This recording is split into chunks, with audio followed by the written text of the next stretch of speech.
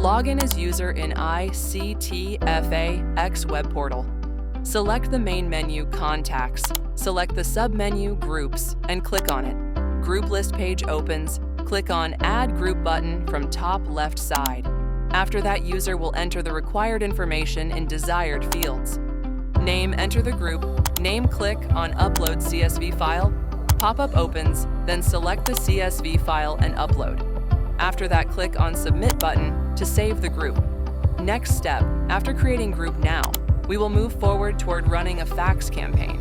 Select the main menu Campaigns and click on it. Click on Create Fax Campaign button from top left side. After that, user will enter the required information in desired fields.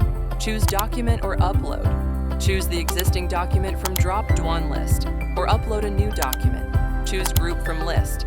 After that, select the caller ID, retry option and call per minuet and click Ion Submit button to save.